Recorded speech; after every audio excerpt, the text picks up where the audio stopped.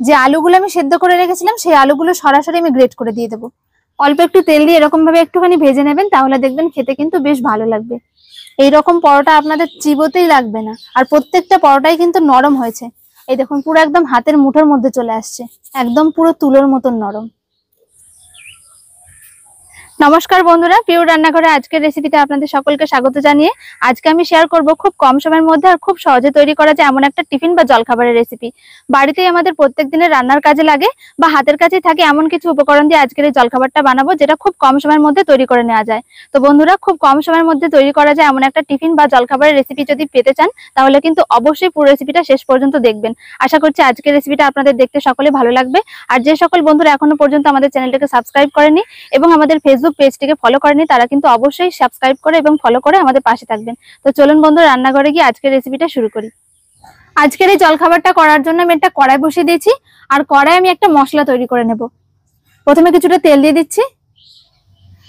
কড়াই আমি কিছুটা প্রথমে সাদা তেল দিলাম, আর খুব বেশি তেলের কিন্তু দরকার পড়বে না। তেল গরম হয়ে গেছে, দিয়ে দিচ্ছি 1/2 চামচ গোটা জিরে। আর আমি এখানে কিছুটা পেঁয়াজ এরকম সরু সরু করে কেটে নিয়েছি, আপনারা কিন্তু পরিমাণ বুঝে দিয়ে দেবেন, কম বেশি করে নেওয়া যেতে পারে। এবারে পেঁয়াজ কুচিটা দিয়ে দিলাম। এর সাথে আমি স্বাদ মতন কাঁচা লঙ্কা আর শুকনো লঙ্কা কেটে নিয়েছি, আর কয়েক কোয়া রসুন এরকম ছোট ছোট করে কুচি করে কেটে নিয়েছি। এই সমস্ত কিছু একসাথে দিয়ে দিচ্ছি।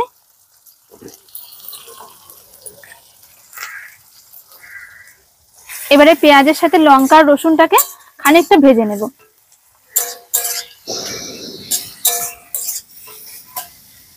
যদি জলখাবারটা একটু বেশি করে বানাতে চান, তাহলে কিন্তু পেঁয়াজের পরিমাণটা একটু বেশি করে দেবেন, তাহলে দেখবেন খেতে ভালো লাগবে।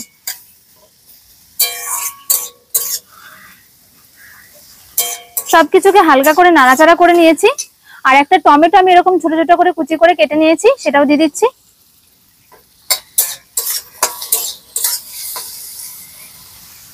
দিয়ে দিচ্ছি 1/2 চামচ লবণ, 1/2 চামচ দিচ্ছি হলুদের গুঁড়ো, 1/2 চামচ এখানে লঙ্কার গুঁড়ো নিয়েছি, তবে যদি ঝালটা একটু কম খেতে চান তাহলে কিন্তু না দিলেও হবে। 1 চামচ দিয়ে দেবো গরম মশলার গুঁড়ো, আর 1 চামচ দিয়ে দিচ্ছি জিরের গুঁড়ো। এবারে মশলাগুলোকে দিয়ে খুব ভালো করে একটুখানি কষিয়ে নিতে হবে। আর আজকে আমি যে মশলাগুলো এখানে ব্যবহার করেছি সেগুলো কিন্তু দেখবেন আমাদের প্রত্যেক দিনের রান্নার কাজে লাগে, আর খুব সহজেই কিন্তু আমাদের হাতের কাছে পাওয়া যায়, যার জন্য আলাদা করে বাইরে থেকে কোনো কিছু কেনারও দরকার পড়বে না।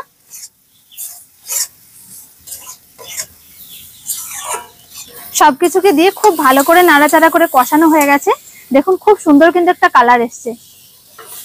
এবার এই মশলাটাকে আমি একটা বাটিতে তুলে নেব।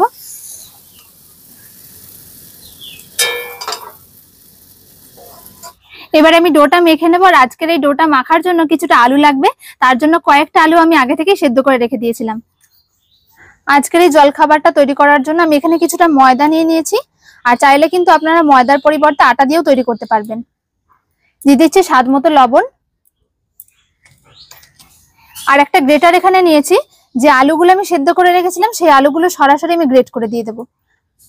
আর অবশ্যই করে কিন্তু গ্রেট করে দেওয়ার চেষ্টা করবেন, কেননা সেদ্ধ আলু যদি হাতে করে চটকে দেওয়া হয় তাহলে কিন্তু অনেক সময় বড় বড় গোটা গোটা দানা দানা ভাব থাকে, তখন কিন্তু খেতে খুব একটা ভালো লাগে না, আর মেশেও না খুব একটা ভালো। সব আলুটাই আমার গ্রেট করে নেওয়া হয়ে গেছে। এবারে ময়দাতে ময়াম করার জন্য আমি কিছুটা সাদা তেল দিয়ে দেবো।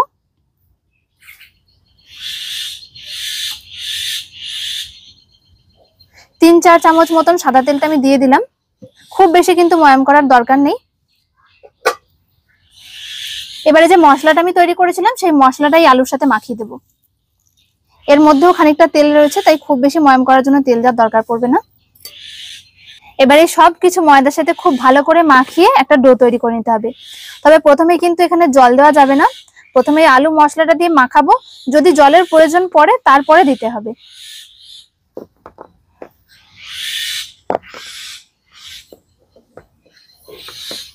আলু আর মশলাটা দিয়ে আমি ময়দাটাকে খুব ভালো করে মাখিয়ে নিয়েছি।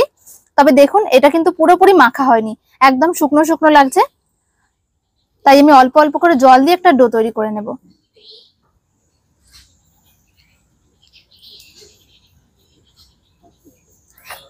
আর এই ডোটা হবে ঠিক আমরা যেরকম রুটি বা পরোটা খাওয়ার জন্য ডো তৈরি করি বাড়িতে, ঠিক সেরকম। খুব একটা বেশি শক্ত বা নরম হবে না, একদম মাঝারি হবে। অল্প করে জল দিয়ে আমি ডোটা মেখে নিয়েছি, খুব বেশি জলের কিন্তু দরকার পড়েনি। আর দেখুন ঠিক এরকম ভাবে মেখে নিয়েছি, খুব বেশি নরম বা শক্ত না। এর ওপরে আমি অল্প একটুখানি সাদা তেল হাত দিয়ে এইভাবে করে বুলিয়ে রেখে দিচ্ছি। 5 মিনিটের জন্য এটাকে ঢাকা দিয়ে রেখে দেবো, যাতে সবকিছু খুব ভালোভাবে সেট হয়ে যায়। 5 মিনিটের জন্য ডোটাকে আমার রেস্টে রাখা হয়ে গেছে। এবার আমি এক এক করে বেলে সবগুলোকে রেডি করে নেব। আর যদি হাতে সময় না থাকে, যদি তাড়াহুড়ো থাকে, তখন কিন্তু সরাসরি তৈরি করে নিতে পারেন, রেস্টে রাখার দরকার পড়বে না। ডোটাকে আমি একটা চাকির ওপরে নিয়ে নিয়েছি। এবারে আরো একবার হাতে করে একটুখানি ভালো করে মেখে নেব।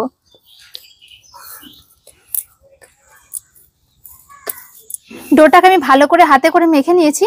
এবারে অল্প অল্প করে ছোট ছোট করে একটা লেচি কেটে নেব। যদি বড় বড় করে বেলেন তাহলে কিন্তু বড় বড় করে লেচি কেটে নেবেন। আমি একটু মিডিয়াম সাইজের করব, তাই ঠিক এরকম সাইজের করে লেচিগুলো কেটে নিচ্ছি। সাধারণত যেরকম আমরা রুটি খাই ঠিক সেরকম সাইজের।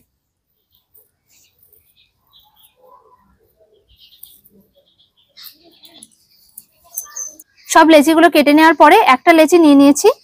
এবারে কিছুটা শুকনো ময়দা ছড়িয়ে রুটির আকারে বেলে নেব।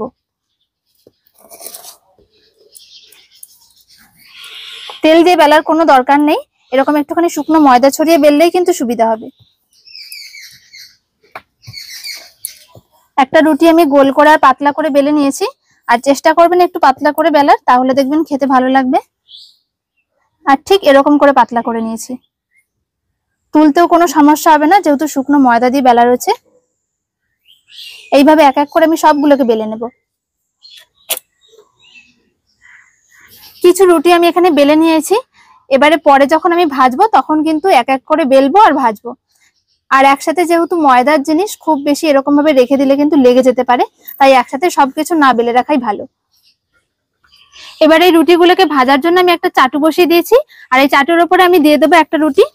যদি মনে হয় যে তেল দিয়ে ভাজবেন না, তাহলে কিন্তু রুটি যেরকম ভাবে সেকি সেরকম ভাবে করলেও হবে। তবে আজকে আমি অল্প করে তেল দিয়ে যেমন ভাবে পরোটা ভাজি সেরকম ভাবে ভেজে নেব।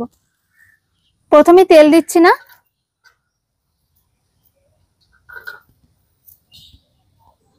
এক পিঠ হালকা করে রুটিটাকে সেকে নিয়েছি। এবারে উল্টে দেব, এই পিঠটাও হালকা করে সেকে নেব। তারপর আমি অল্প অল্প করে তেল দিয়ে পরোটার মতন করে ভেজে নেব। দেখুন খুব ভালো মতন কিন্তু সেকা হয়ে গেছে। ঠিক এরকম ভাবে সেকে কিন্তু রুটির মতন করেও খেতে পারবেন। অল্প করে সাদা তেল দিয়ে দিচ্ছি।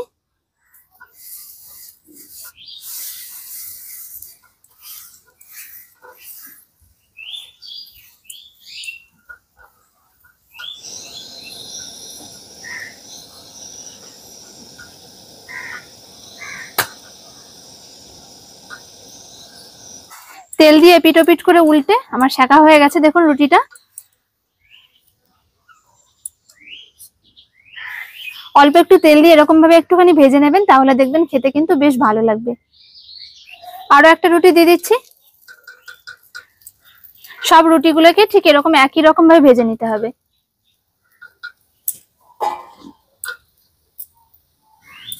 আরো একটা রুটি আমার ভাজা হয়ে গেছে। একটু ভালো করে সেকে সেকে ভেজে নেবেন, তা না হলে যদি কাঁচা কাঁচা থেকে যায় তাহলে কিন্তু ভালো লাগবে না খাওয়ার সময়। আর দেখুন কতটা নরম হয়েছে। আজকের এই পদ্ধতিতে যদি আপনারা বাড়িতে এইভাবে রুটিগুলো করে খান বা পরোটাও করে খান, যেভাবেই করে খান না কেন, খেতে কিন্তু খুবই ভালো লাগবে। যে কোনো রকম চাটনি সসের সাথে খাবেন, খেতে দারুণ লাগে। আর জলখাবার বেলা যদি এরকম 2-3টে খেয়ে নেন, তাহলে দেখবেন পেট ভরে যাবে। আর খুব সহজে কিন্তু তৈরিও করা যায়। বলতে পারেন ঘরোয়া পদ্ধতিতে তৈরি এটা আলুর পরোটা। আর যদি একদম সঠিক পদ্ধতিতে আলুর পরোটা তৈরি করে দেয়, তাহলে কিন্তু এর সাথে আরো মশলার দরকার পড়ে। তবে এইরকম ভাবে যদি একটু তৈরি করে নেন, তাহলে দেখবেন খানিকটা আলুর পরোটার মতনই লাগবে খেতে। এক এক করে সব পরোটাগুলো ভেজে নেওয়া হয়ে গেছে। সব পরোটাগুলো ভেজে নেওয়ার পর দেখাচ্ছি, দেখুন পরোটাগুলো দেখতে কতটা সুন্দর লাগছে। আর প্রত্যেকটা পরোটাই কিন্তু নরম হয়েছে।